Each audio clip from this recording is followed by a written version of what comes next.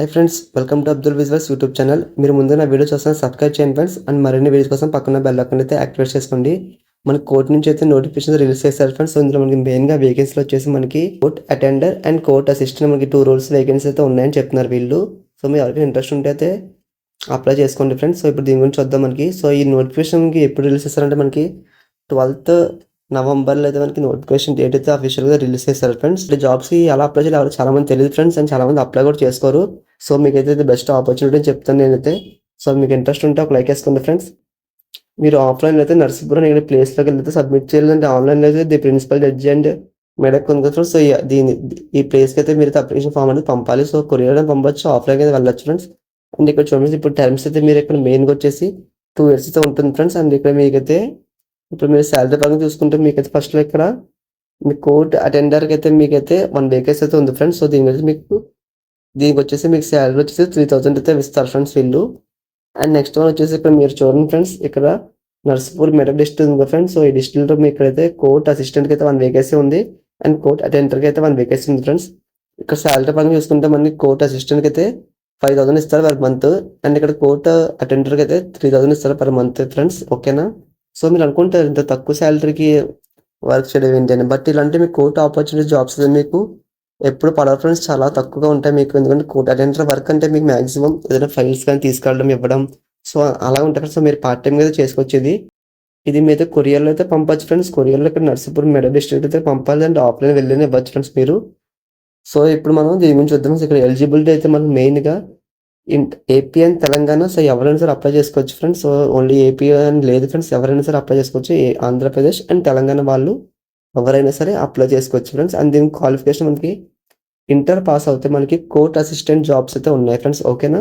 Inter pass అయిన వాళ్ళకైతే మనకి కోర్ట్ అసిస్టెంట్ రోల్ వేకెన్సీ అయితే ఉంది ఫ్రెండ్స్. అండ్ ఇక్కడ నెక్స్ట్ వన్ ఇక్కడ చూడండి, బి వచ్చేసి మనకి 10th ఫెయిల్ అయినా ఆర్ పాస్ అయినా సరే కోర్ట్ అటెండర్ మనకి జాబ్ అయితే అప్లై చేసుకోవచ్చు ఫ్రెండ్స్. మనకి ఏజ్ పరంగా చూసుకుంటే మనకి 18 to 34 years లోపు ఉన్న ఎవరైనా సరే అప్లై చేసుకోవచ్చు ఫ్రెండ్స్. అండ్ ఎవరైనా సరే and SC ST BC candidates and ఎవరైనా సరే అప్లై చేసుకోవచ్చు ఫ్రెండ్స్. ఫిజికల్ హ్యాండిక్యాప్ వాళ్ళని సరే అప్లై చేసుకోవచ్చు అని చెప్తున్నారు వీళ్ళు. Plus self attested copies and documents అయితే మీరైతే అప్లోడ్ చేయాలి ఫ్రెండ్స్. సో ఇందులో మనకి మెయిన్గా వచ్చేసి మనకి ఫస్ట్ వన్ 10th క్వాలిఫికేషన్ మనకి ఉంటుంది ఫ్రెండ్స్. సర్టిఫికేట్స్ అనేది 10th సర్టిఫికేట్ అయితే మీరు అప్లోడ్ చేయాలి.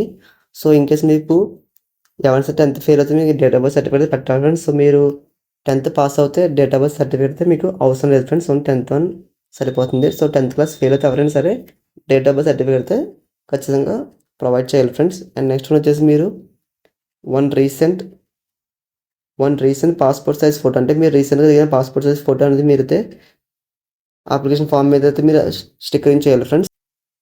ఇక్కడ చూడండి ఫ్రెండ్స్, సెకండ్ వన్ మీకు మెయిన్గా 20 candidates applying for each vacancy application short list కానీ బేసిక్స్ మార్క్స్. అంటే మీరు ఇక్కడ వీళ్ళు ఏం చెప్తున్నారంటే మనకి 20 candidatesలో మనకి షార్ట్ లిస్ట్ అయిన వాళ్ళు ఎవరైనా సరే క్వాలిఫికేషన్ తీసుకుని క్వాలిఫికేషన్కి ఎవరు ఎక్కువ మార్క్స్ వచ్చాయో 10th క్లాస్ ఇంటర్ బేస్ మీద తీసుకుంటారు ఫ్రెండ్స్. సో మీరు అయితే హైయెస్ట్ మార్క్స్ అయినా సరే అప్లై చేయడం మ్యాక్సిమం ట్రై చేయండి ఫ్రెండ్స్, ఎవరు డిలే చేయొద్దు. సో ఇదైతే అప్లికేషన్ ఫామ్ ఫ్రెండ్స్. ఇక్కడ చూడండి, ఇక్కడ డిఎస్ఐ నెంబర్ ఉందో మీకు చెప్పాను స్టార్టింగ్లో మనకి అప్లికేషన్లో.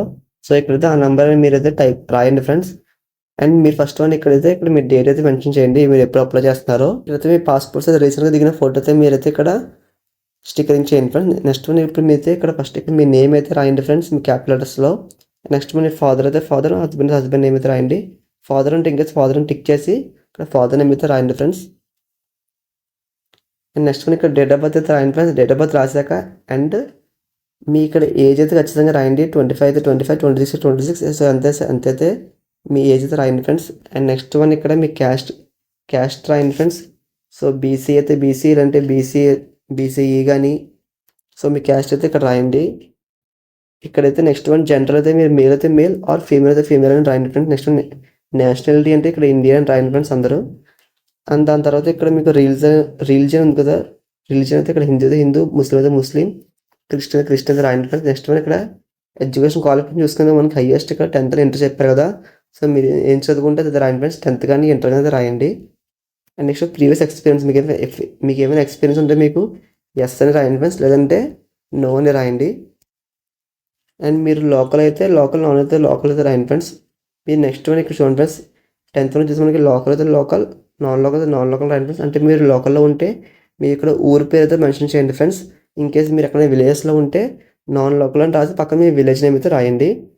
నెక్స్ట్ ఇక్కడ పర్మనెంట్ అడ్రస్ అంటే మీరు ఉంటున్న ప్రజెంట్ ఇప్పుడు అడ్రస్ ఉంటుంది, door number, street name. So ఇక్కడైతే అన్నీ క్లియర్‌గా రాయండి ఫ్రెండ్స్. దీని తర్వాత ఇక్కడ లాస్ట్‌లో ఇక్కడ మొబైల్ నెంబర్ ఉంది. సో మొబైల్ నెంబర్ అనేది మీరు మీ ప్రజెంట్ వర్కింగ్‌లో ఉన్న మొబైల్ నెంబర్ అయితే రాయండి ఫ్రెండ్స్. లాస్ట్‌గా మీరు ఇక్కడ మీ ఊరి పేరు, ఇక్కడ డేట్ రాసి ఇక్కడ మీ సిగ్నేచర్ చేసి వీళ్ళకైతే కొరియర్‌లో పంపొచ్చు. లేదంటే మీరు డైరెక్ట్‌గా ఆఫ్‌లైన్‌లో వెళ్ళైనా సరే ఇవ్వచ్చు ఫ్రెండ్స్. సో కొరియర్‌లో పంపాలంటే మీకు ఇక్కడ చూడండి friends, courier to the principal of district and section judge Medak. So దీనికి కొరియర్‌లో పంపొచ్చు ఫ్రెండ్స్. ఇన్‌కేస్ మీరు ఆఫ్‌లైన్‌లో వెళ్ళైనా సరే ఇవ్వచ్చు ఫ్రెండ్స్. ఇక్కడ చూడండి, second class of Narsapur Medak డిస్ట్రిక్ట్‌లో అయితే మీరైతే ఆఫ్‌లైన్‌లో వెళ్ళినా ఇవ్వచ్చు ఫ్రెండ్స్. సో ఇలాంటి ఆపర్చునిటీస్ మనకు మళ్ళీ రావు.